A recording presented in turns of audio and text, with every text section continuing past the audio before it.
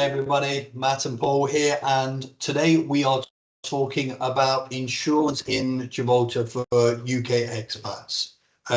So Paul, we do a lot of financial planning with individuals, and from my experience, insurance can be one of those overlooked areas.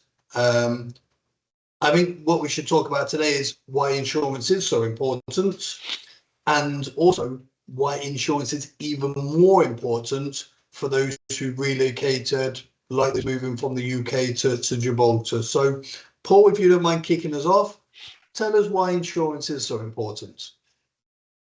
Well, it's important. It depends on in your life cycle where you're at, and I think I would distinguish between those that move to Gibraltar with a young family and couples already of retirement age, and they're completely different and distinct. So the Association of British Insurers, they always come out with recommendations, and they recommend. So this is not Matt, you and I coming up with throwing some figures around, and this is what the Association of UK British Insurers recommend. They say, for critical illness, which is more expensive than life cover, because people have life expectancy has increased.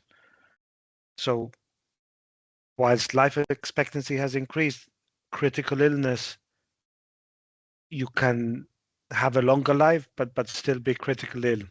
So critical illness has increased exponentially in price, but not life cover. But for critical illness, basic protection is, for a retired couple would be 2 to 3 times income. Comprehensive protection for a couple who are still in active employment with children, 5 to 7 times income.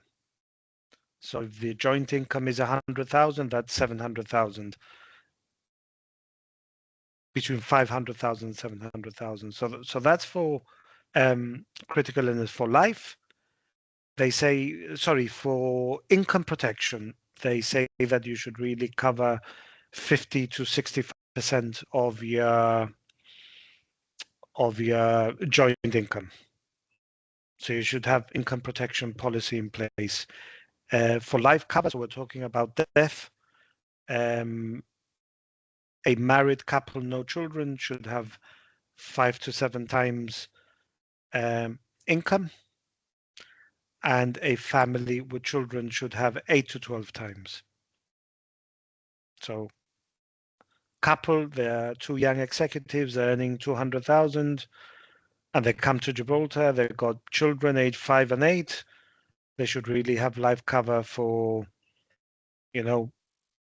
if it's joint income of 200,000, they should really have 2.4 million of life cover.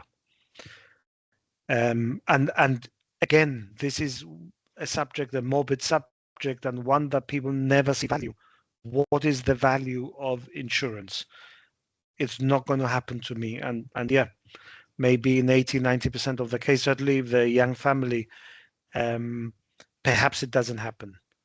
But there's no guarantees, and insurance only kicks in when the most unlikely event that you didn't expect occurs. But it can occur. Life is like that.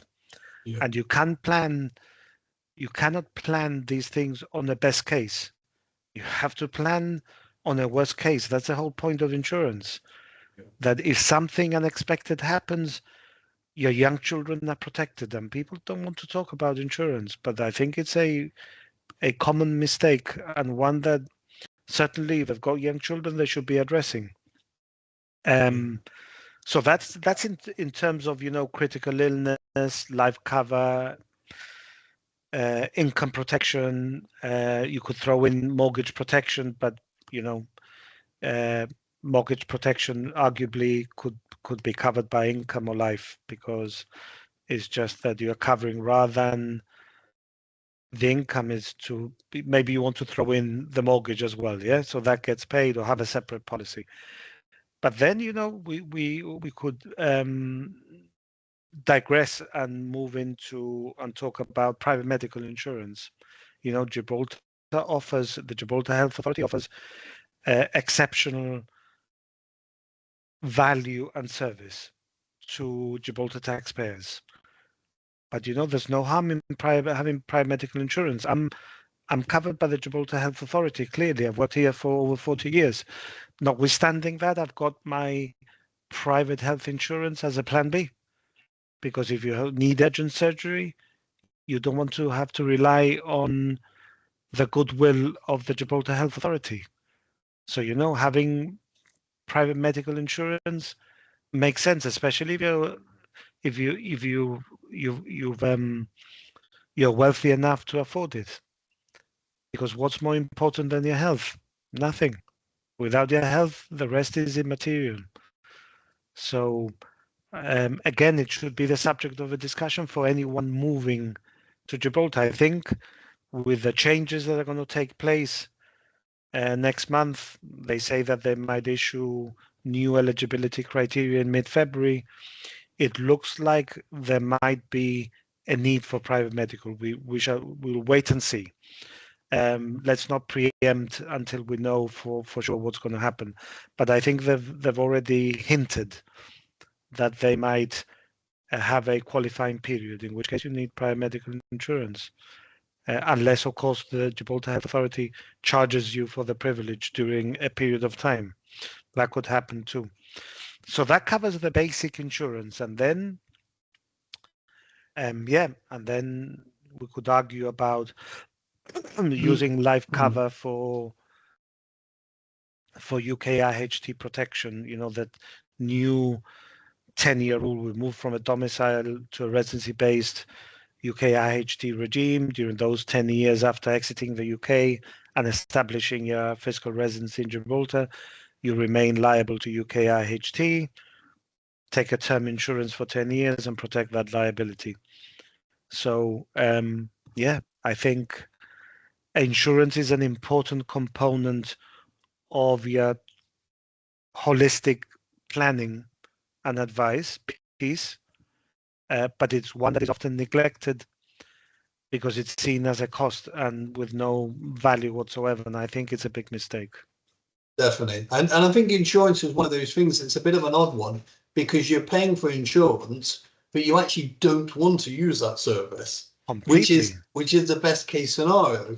But then it's that peace of mind, or if something happens, then you are covered.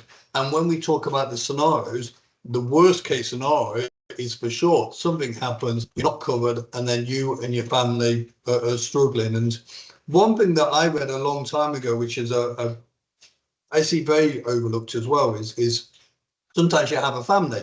You've got, a spouse, two young children, one is working, one's not working.